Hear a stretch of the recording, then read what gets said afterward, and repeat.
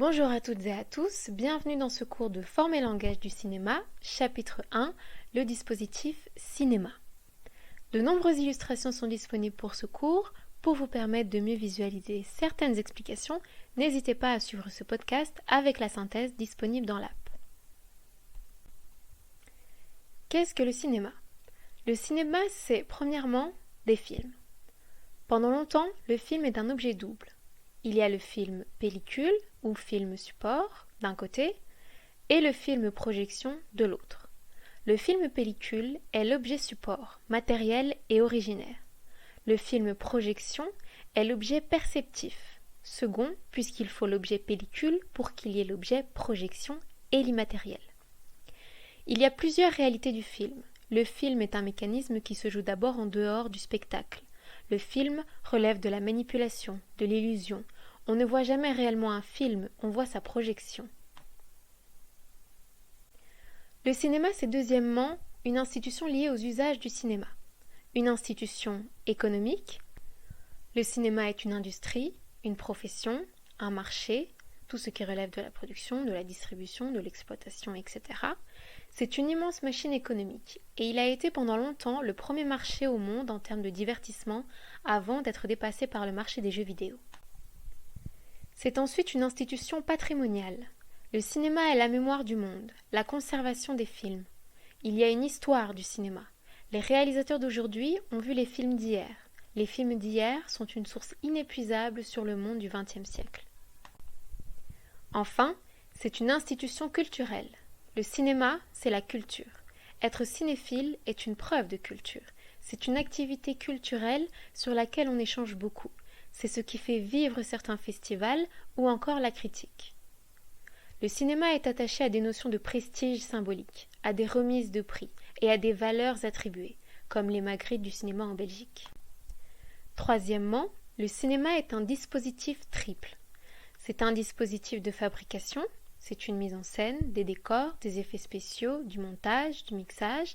Le cinéma se construit et cette fabrication en soi est un dispositif. C'est aussi un dispositif de vision. C'est la salle de cinéma, l'écran, les projections, le rôle du spectateur, etc. Enfin, c'est un dispositif de circulation. Les objets films circulent. Ils sont distribués, diffusés, il y a une économie de marché du cinéma. Quatrièmement, le cinéma, c'est aussi des spectateurs. Les spectateurs représentent la cible de tous les éléments qui font le cinéma. Ils sont une communauté anonyme éphémère, une instance positionnée spécifiquement par le dispositif de la salle et conditionnée pour éprouver des sensations. Le cinéma peut nous donner à voir, à sentir, à toucher, etc. Point B. Projection. L'homme à la caméra de Dziga Vertov, 1929. L'homme à la caméra est une espèce d'ode à la vie. C'est un film qui montre les petits gestes quotidiens de la ville. L'homme à la caméra, c'est aussi l'homme moderne, qui observe et qui restitue. Le réalisateur commence son film par une très belle surimpression, où le fameux homme à la caméra apparaît tout petit au-dessus de la caméra. On passe très vite alors à la mise en place progressive de la salle de cinéma. La caméra détaille le dispositif, le met en évidence comme une épopée. On voit que les gens viennent se retrouver pour voir des images. Il y a un grand rideau prêt à s'ouvrir sur un autre monde. Des sièges vides qui attendent les spectateurs. Toute une machinerie, des bobines, la façon, la manière dont le projectionniste attrape la pellicule et la place au bon endroit. On voit ensuite arriver le public et les sièges les accueillir. Et puis, le rituel du cinéma se dévoile. Les spectateurs attendant que la lumière de la salle s'éteigne, l'orchestre qui accompagne le cinéma muet se tient prêt. La projection commence. La pellicule démarre et le premier chapitre du film est lancé. Dans cette séquence, on voit vraiment toute l'importance du dispositif cinématographique. Une salle de cinéma a des normes très précises. Tout est fait pour le confort du spectateur, pour qu'il s'adonne au film. Point C. Les étapes de la réalisation d'un film. Première étape, le synopsis et la note d'intention. Le synopsis et la note d'intention arrivent au moment où on commence à avoir une idée. On pense à ce que le film pourrait dire et faire. Le synopsis, qui fait entre 5 et 10 lignes, est destiné à présenter, au producteur surtout, de manière très synthétique, l'ensemble du projet. Pour un court-métrage, on aura plutôt des synopsis d'une demi-page, et pour un long-métrage, on aura plutôt des synopsis de plusieurs pages.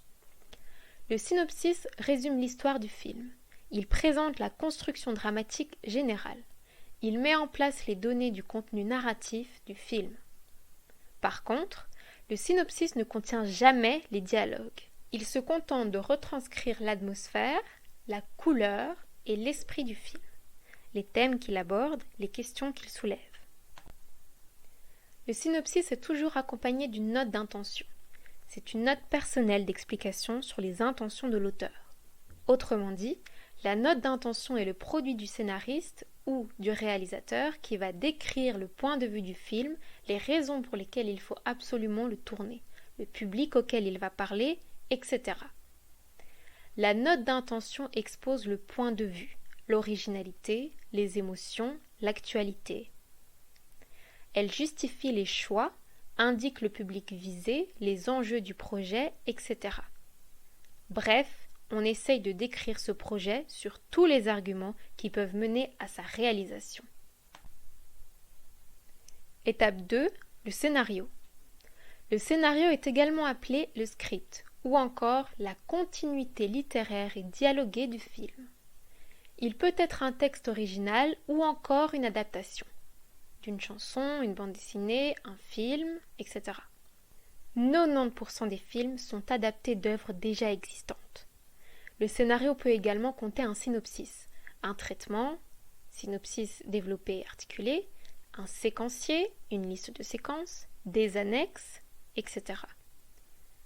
En termes de longueur, puisqu'une page de scénario équivaut généralement à 1 minute de film, le document complet fait en moyenne entre 150 et 200 pages pour un long métrage de fiction. Le scénario est destiné aux collaborateurs du film, les producteurs, les acteurs, les principaux techniciens. Chacun va avoir une lecture très intéressée du scénario, puisqu'ils vont y trouver des informations pour pouvoir travailler. Les scénaristes reçoivent d'ailleurs beaucoup de remarques négatives. On leur dit rarement que leur scénario est bien fait. Le scénario va servir durant tout le processus. Le scénario est un document de travail. Il est toujours provisoire et évolutif. Il est sans cesse modifié, corrigé, annoté. D'ailleurs, il y a souvent plusieurs versions successives du scénario. Enfin, le scénario débouche sur le découpage technique, plan par plan du film à venir, et sur le storyboard, soit le dessin de chacun des plans. 2 remarques. La première, le producteur n'est pas celui qui va payer le film. Il est celui qui va trouver de l'argent pour financer le film. Des coproducteurs, des sponsors, des mécanismes publics, des mécanismes fiscaux, des placements de produits. Deuxième remarque. Aucun scénario originel n'a jamais été publié. Quand un scénario est publié, c'est qu'il a été revu par après pour mieux correspondre au montage. C'est donc un travail fait pour des lecteurs, des cinéphiles, et non pas un scénario fait pour des professionnels. Troisième étape de la réalisation d'un film. Le découpage technique et le storyboard. Le découpage technique consiste à découper la continuité littéraire du scénario. C'est le premier assistant réalisateur qui s'en occupe.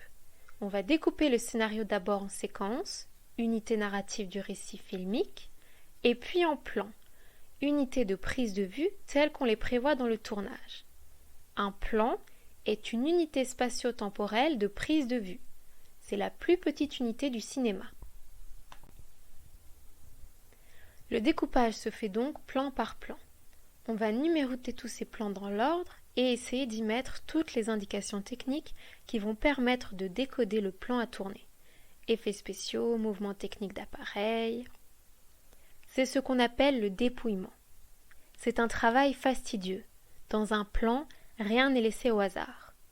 Le découpage doit donc prévoir le nombre de plans constituant une séquence, la position de la caméra pour chaque plan, angle de vue, axe, hauteur, grosseur de plan, la position des acteurs et les déplacements, le décor, l'éclairage, les accessoires, etc. Pour aider au découpage et permettre de visualiser chacun des plans à tourner, on va utiliser des outils comme le storyboard ou le plan au sol. Le storyboard ou scénar-image est le dessin de chacun des plans. Il s'agit d'une suite d'esquisses dessinées représentant chacun des plans tels qu'on imagine les voir à l'écran. Ce n'est pas le schéma d'implantation, mais bien ce qui va apparaître sur l'écran une fois qu'on aura terminé le film. Voici un exemple d'un storyboard d'Hitchcock pour qui la phase de tournage est la moins intéressante, sur le tournage de Les Oiseaux, 1963. La synthèse où l'illustration est disponible est à retrouver dans l'application. Le plan au sol ou schéma d'implantation est un schéma à la verticale depuis lequel on voit la position des techniciens, des acteurs, etc. On imagine le studio avec un point de vue venant du ciel. Le plan au sol est un schéma donnant à voir à la verticale. Pour une scène donnée, dans un lieu donné, la position de la caméra, des décors, des acteurs, des mouvements. Voici un exemple de plan au sol pour la scène de l'avion dans La mort aux trousses. Illustration à retrouver dans la synthèse disponible dans l'application. Ce sont les documents à partir desquels la réalisation va vraiment pouvoir se produire. Quatrième étape, la production. Globalement, la production est un processus d'obtention de tous les moyens nécessaires à la fabrication d'un film, du début à la fin. Tout ce qui a trait à la production, pré- et post inclus, relève d'un processus de recherche d'obtention de moyens, en particulier financiers, qui permettent concrètement de fabriquer le film. Souvent, une équipe de production est constituée à cette fin, avec le producteur principal, les différents coproducteurs, le producteur délégué, le producteur exécutif, etc.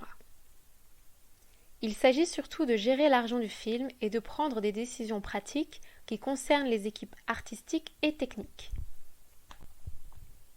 La production se déroule en 3 étapes. La pré-production concerne tout ce qui intervient en amont du tournage. Écriture du scénario, dialogue, découpage technique, storyboard, casting, repérage des lieux, donc où va-t-on tourner, avec quelles autorisations, la constitution des équipes son et images, préparation technique, décor, costume, caméra, etc. De plus, le matériel se loue. Il faut trouver les meilleures caméras, louer des camions pour les transporter. Si le tournage dure plusieurs jours, il faut trouver un endroit où dormir, etc. La production concerne tout ce qui se concentre au moment du tournage du film. Il s'agit de la réalisation proprement dite du film. C'est le tournage, le moment où le producteur va gérer tout au jour le jour avec toutes les équipes techniques et artistiques. Enfin, la post-production. La post-production concerne tout ce qui vient après le tournage du film. Cette phase, très importante, est caractérisée par le développement de la pellicule, le montage, l'étalonnage, on rend l'image homogène, les effets spéciaux, le mixage du son, le générique, etc. Le post-production prend aujourd'hui de plus en plus de place. 5e étape, le tournage. C'est le moment central de la production, quand se tourne le film. La longueur d'un tournage varie de 3 semaines à 3 à 4 mois pour des tournages très ambitieux. Le tournage est la phase la plus chère de la réalisation du film. Du coup, pour des raisons financières, on essaye toujours qu'elle soit la plus courte possible. Moins il y a de jours de tournage et moins ça coûte. Mais on ne sait jamais exactement quand le tournage va se finir. Ça dépend du cinéaste et des prises ratées. Le tournage est le moment de la réalisation d'un film où tout est strictement concentré sur une période intense d'activités multiples. La plupart des collaborateurs, acteurs, producteurs, techniciens, travaillent en même temps dans cette période, avec parfois des spécialisations très grandes en équipe et sous-équipe. Sur les gros tournages, on a un réalisateur principal et puis des sous-réalisateurs. Pendant le tournage, il est impératif d'être très organisé. Tout est contrôlé. Importance d'un plan de travail élaboré dès lors. Souvent, les journées commencent très tôt et finissent très tard, et tout est élaboré dans un plan de travail. Deux fonctions de coordination qui n'existent qu'au tournage sont d'une importance capitale. La première, le régisseur. Il est en charge du plateau pratique, c'est-à-dire qu'il va contrôler tout ce qui est technique, comme par exemple l'arrivée des camions. Chaque outil et chaque accessoire est sous la responsabilité du régisseur. Deuxième fonction, la script. Elle se tient à côté du réalisateur et elle note tout. C'est la mémoire de chaque plan de tournage. Elle a aussi un œil très exercé et vérifie la continuité parfaite des plans et des séquences. Elle pallie les erreurs filmiques, il ne faut pas avoir des différences entre les plans, etc. La script minute aussi le film en lisant le scénario. Elle sait combien de temps le film devra durer et donc elle peut dire quand un plan est trop long ou trop court. Ensuite, toute une série d'équipes est présente sur un tournage. La première, l'équipe de réalisation. Elle comprend le réalisateur ou metteur en scène, un ou plusieurs assistants qui vont faire l'intermédiaire entre l'équipe et le réalisateur, une script et un photographe de plateau. La deuxième équipe est l'équipe de production. Le producteur exécutif, le producteur délégué, le directeur de production qui gère toutes les factures, l'équipe de coordination avec le régisseur général, les producteurs à qui on confie les tâches financières, organisatrices de la coordination et répartition financière des dépenses pour la production cinématographique et son contenu artificiel. Troisième équipe, l'équipe artistique. Ce sont les acteurs, premier et second rôle, les figurants et les cascadeurs.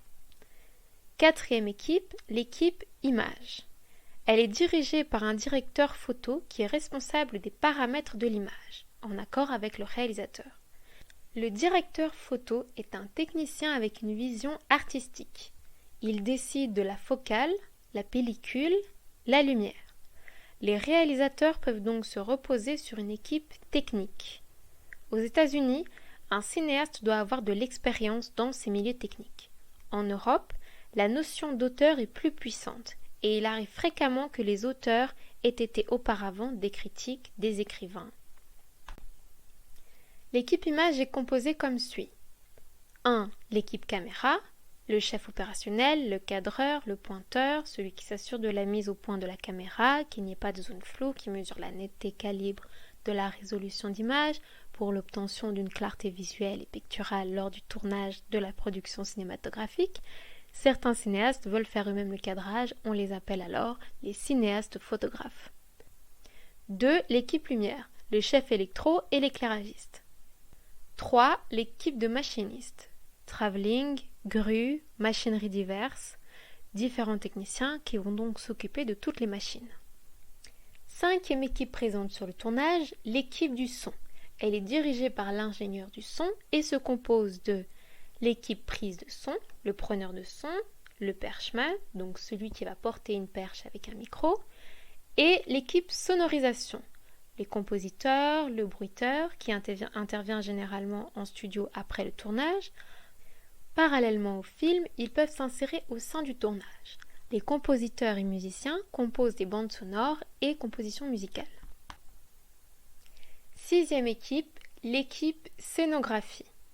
Elle est dirigée par le directeur artistique et se compose de l'équipe décor, le décorateur, l'ensemblier, celui qui rassemble les entités pour l'obtention d'accessoires, l'accessoiriste, le peintre qui doit être prêt à parfois changer un décor ou l'autre. L'équipe HMC, c'est souvent l'équipe qui arrive le plus tôt, pour l'habillage, le maquillage et la coiffure. Le plan de travail permet de visualiser en un seul tableau le planning général du tournage d'un film, plan de travail d'ensemble, ou le planning particulier du tournage d'une journée, la feuille de service. Notez la référence suivante, le plan de travail de la double vie de Véronique de Kieslowski. Horizontalement, le tableau suit la chronologie du tournage en jour et en heure en spécifiant chaque fois les lieux et décors et les numéros des plans à tourner relatifs au jour cible du tournage de la production cinématographique. Les choses sont évidemment organisées en fonction de la facilité à tourner, non en fonction de la chronologie du film. Un film ne se tourne quasi jamais en suivant la progression narrative du film. Verticalement, Le tableau donne la liste des acteurs rôles, principaux ou figurants, ainsi que des accessoires et outils techniques nécessaires. Il suffit de croiser les deux axes et de cocher les bonnes cases. Quelques remarques à l'étape tournage. Il ne faut pas confondre les photogrammes, les photos de tournage et les photos de plateau. Les photogrammes composent la pellicule filmique. Il faut 24 expositions de photogrammes pour 1 seconde de film. Autrement dit, un photogramme représente 1/24e de seconde se trouvant sur la pellicule. Similitude par correspondance à une capture d'écran. Les photos de tournage, souvent sur le tournage, un photographe va être appelé à documenter la production cinématographique. On appelle ces photos les photos de tournage. Enfin, les photos de plateau. Elles sont faites à des buts commerciaux. Le photographe va se mettre non loin de la caméra, à un point de vue relativement similaire, et va photographier ce qu'on va voir dans le film. Ces images vont souvent partir chez les distributeurs et feront l'objet de photos promotionnelles. Elles servent à l'exploitation commerciale afin de fonder et de composer les produits commercialisant et faisant la promotion de la production. On citera comme exemple les bandes annonces, les images publicitaires, etc. que l'on peut retrouver pour des films projetés au cinéma. 6e étape à la réalisation d'un film, le montage. Il consiste en un choix des plans que l'on va mettre les uns après les autres de manière cohérente et fluide. Après le tournage, qui a abouti aux rushes, ensemble de plans tournés, le montage est la première opération de post-production. Elle est essentielle. Elle consiste en la sélection et l'assemblage des plans pour construire des séquences. Cet assemblage se fait pour l'essentiel dans la succession des plans. On pourrait dire le bout à bout ou encore un ours, qui est la première phase de montage, ou la prise des séquences pour les agencer bout à bout. Cette succession des plans, donc, selon des règles d'enchaînement assez précis, à savoir les règles de raccord. Le montage produit à la fois du rythme, de la plasticité, beauté plastique et esthétique du film, de la cohérence, de la continuité, de la causalité, du récit, du sens, des mises en rapport, des émotions et de l'idéologie. Il est le discours en images du film. Il a été abondamment théorisé au fil des années.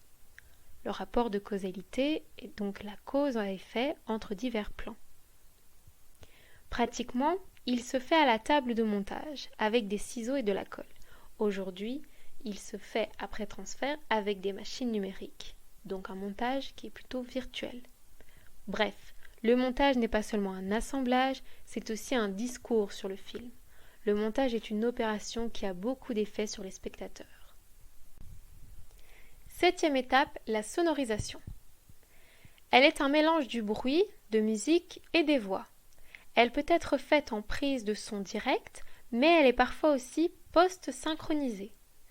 Par exemple, il y a certains bruits qui sont enregistrés sur le tournage et d'autres qu'on va créer en studio.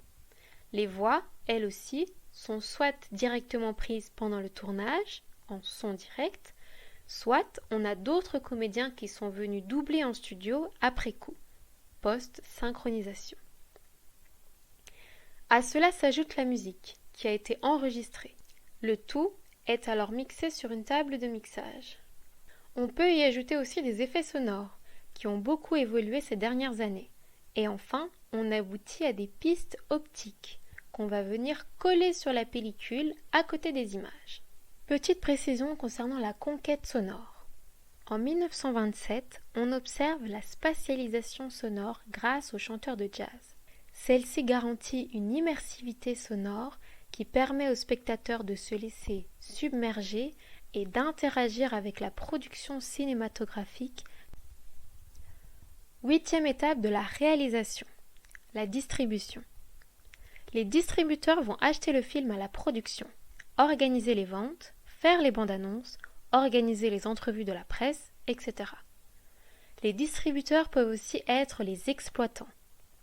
L'innovation technologique permet à l'industrie d'adopter la numérisation, qui est cependant contraignant pour la libération établie lors d'un entretien verbal.